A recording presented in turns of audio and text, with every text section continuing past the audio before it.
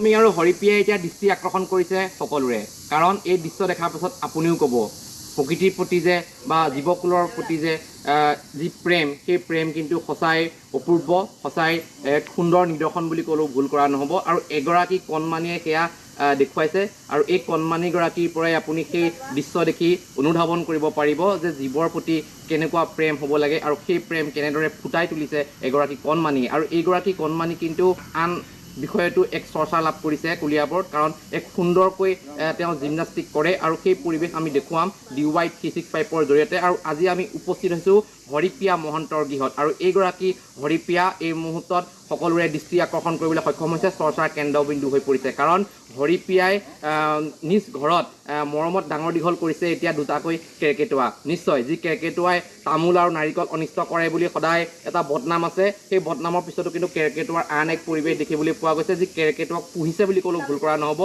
হৰিপ্ৰিয়াই এতিয়া মন আৰু মৰমী নামৰ দুটা কেৰ্কেটুৱাক পুহি ডাঙৰ দীঘল কৰা পৰিলক্ষিত হৈছে। আমি পোনে পোনে সেই দৃশ্য দেখুৱাবলৈ এই মুহূৰ্তত অনুৰোধ জনাম। এইগৰাকী হৈছে হৰিপ্ৰিয়া মহন্ত, আৰু এই মুহূৰ্তত আমি দেখুৱাইছোঁ এই দুটাকৈ কেৰ্কেটুৱা এতিয়া হৰিপ্ৰিয়াই এনেদৰে প্ৰতিপালন কৰি ডাঙৰ দীঘল কৰিছে। আৰু এই কেৰ্কেটুৱাকেইটাৰ অবিহনে হৰিপ্ৰিয়া এতিয়া অসম্ভৱ, কাৰণ এই কেৰ্কেটুৱাকেইটাই এতিয়া হৰিপ্ৰিয়াক প্ৰতি মুহূৰ্তত বিচাৰে মৰম আবদাৰ, আৰু সেই একেই মৰম আবদাৰ হৰিপ্ৰিয়াও কিন্তু এই কেৰ্কেটুৱা দুটা কৰা পৰিলক্ষিত হৈছে। এটা কেৰ্কেটুৱাৰ নাম মন আৰু আনটোৰ নাম মৰমী।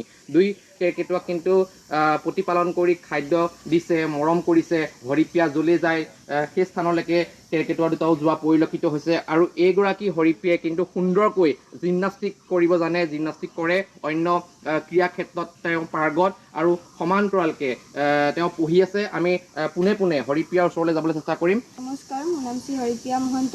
মই এইবাৰ ক্লাছ 7ত পঢ়োঁ। মই শংকৰদেৱ শিশু নিকেতন কলিয়াবৰ স্কুলত পঢ়ি আছোঁ।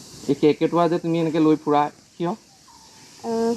মই ভাল পাওঁ, জীৱ বোলা বস্তুটোৱে মই বহুত ভাল পাওঁ।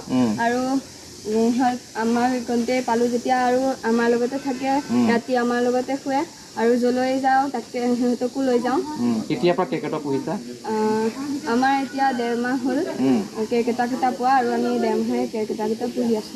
নিশ্চয় আমি সমান্তৰালকৈ মন্তব্য লৈ থাকিম, কিন্তু দেখুৱাইছোঁ আপোনালোকে হয়তো দেখিছে মোৰ শৰীৰতো এতিয়া মন আৰু মৰমী বগাই থকা পৰিলক্ষিত হৈছে। আৰু এই দুটা কেৰ্কেটুৱাকে কিন্তু হৰিপ্ৰিয়াই মৰম আবদালেৰে ডাঙৰ দীঘল কৰা পৰিলক্ষিত হৈছে। তোমাৰ পৰিয়ালৰ মা দেউতাই কি কয় এই সম্পৰ্কত, যে তুমি কেৰ্কেটুৱা পুহিব লাগে নেলাগে, কি কয়? মায়েহঁতে ভালেই পায়, মাহঁতেও লাগে বুলিয়ে কৈছে, আৰু মায়েও ভালেই পাইছে আৰু দেউতায়েও ভালেই পাইছে কেৰ্কেটুৱাকেইটা পোহাৰ কাৰণে। আৰু এতিয়া মা দেউতায়েও সিহঁতৰ কাৰণে ফল মূল আনিবলৈ যায়। মোৰ একোতে লগৰ বুলিবলৈ কোনোৱে নাইকিয়া, গতিকে মই কেৰ্কেটুৱাকেইটাৰ লগতে খেলি থাকোঁ। আৰু মই যেতিয়া ভিডিঅ' কৰোঁ কেৰ্কেটুৱাকেইটা মোৰ লগতে আহে। জিমনাষ্টিক কৰা? হয়। কেতিয়াবা কৰা, কোৱা অলপ। এয়া মই 1.5 বছৰৰ পৰাই শিকিছোঁ। ঠিক ভালকৈ মোৰ 8 বছৰৰ পৰা হৈছে। আৰু তুমি ভৱিষ্যতে কি কৰিম, কেনেদৰে আগবাঢ়িম বুলি ভাবিছা? ভৱিষ্যতে এয়াই কৰিম, আৰু মোৰ IPS হোৱা মনো আছে। যদি সেয়া IPS হ'বা, কেনেকৈ মনলৈ আহিল যে তুমি এগৰাকী IPS হ'বা, বা সেই চিন্তা বা কেনেকৈ মনলৈ আহিলে, কাক মানে দেখিছিলা? যিবোৰ অঘটন ঘটি আছে, বা গৰু ছাগলী চোৰ বা মানুহৰ এচিড ঢালা, এই সকলোবোৰৰ পৰা আমাৰ অসমখন ৰক্ষা কৰাৰ বাবে মই IPS হ'ম বুলি ভাবিছোঁ। তুমি পঢ়ি থাকোঁতেও কেৰ্কেটুৱা দুটা বহি থাকেনে? মোক পঢ়িবলৈ নিদিয়ে, মোৰ কলমলৈ পেলাই দিয়ে। পেলাই দিয়ে? মৰম কৰি থাকিব লাগে সিহঁতক। ৰাতি শোৱা সময়ত ক'ত শুৱে সিহঁত? মোৰ লগত কম্বলৰ তলত সোমাই শুই থাকে, আৰু ৰাতিপুৱা মই যেতিয়া এক্সাৰচাইজ কৰিবলৈ ওলাই যাওঁ তেতিয়া মাক উঠাই থাকে কামুৰি কামুৰি, স্কুললৈ যোৱা সময়ত টিফিন চিফিন বনাব লাগে কাৰণে। নিশ্চয় সেয়া আছিলে হৰিপ্ৰিয়া মহন্তৰ ভাষ্য। আৰু এইগৰাকী হৰিপ্ৰিয়াই ভৱিষ্যতে এগৰাকী IPS বিষয়া হোৱাৰ সপোন পুহি ৰাখিছে, আৰু সমান্তৰালকৈ কিন্তু এইগৰাকী হৰিপ্ৰিয়াই মন আৰু মৰমী নামৰ কেৰ্কেটুৱা দুটাক প্ৰতিপালন কৰি ডাঙৰ দীঘল কৰিছে। হৰিপ্ৰিয়া য'লৈকে যায় সেই স্থানলৈকে এই কেৰ্কেটুৱা দুটাক লৈ যায়, কাৰণ কেৰ্কেটুৱা দুটায়ো হৰিপ্ৰিয়াৰ পৰা সেই মৰম আবদাৰ বিচাৰিছে। আৰু এইগৰাকী হৰিপ্ৰিয়াই সমান্তৰালকৈ জিমনাষ্টিক কৰি আছে, আৰু ভৱিষ্যতে এগৰাকী ভাল IPS বিষয়া হোৱাৰ মন পুহি ৰাখিছে। আৰু আমিও এই মুহূৰ্তত দেখুৱাইছোঁ প্ৰকৃতিৰ প্ৰতি থকা যি ভালপোৱা, জীৱৰ প্ৰেমৰ প্ৰতি যি সুন্দৰ নিদৰ্শন, প্ৰেম ভালপোৱা, বন্যজন্তু বা জীৱ জন্তুৰ সৈতে যি মৰম ভালপোৱা, সেই পৰিৱেশ এই মুহূৰ্তত আমি DY365ৰ জৰিয়তে কলিয়াবৰৰ এই বিশেষ ঘৰখনৰ পৰা দেখুৱাবলৈ চেষ্টা কৰিলোঁ। আৰু এই মুহূৰ্তত কলিয়াবৰৰ যিগৰাকী কণমানি হৰিপ্ৰিয়া মহন্ত সকলোৰে দৃষ্টি আকৰ্ষণ কৰিবলৈ সক্ষম হৈছে, আৰু এই মুহূৰ্তত চৰ্চাৰ কেন্দ্ৰবিন্দু হৈ পৰিছে হৰিপ্ৰিয়া, মন আৰু মৰমী। কেৰ্কেটুৱাৰ সৈতে বন্ধুত্ব গঢ়ি চৰ্চিত হৈছে এগৰাকী কিশোৰী। কলিয়াবৰৰ বহু চৰ্চিত কিশোৰীগৰাকীৰ নাম হৈছে হৰিপ্ৰিয়া। সপ্তম শ্ৰেণীৰ ছাত্ৰী হৰিপ্ৰিয়াৰ আছে বহু প্ৰতিভা।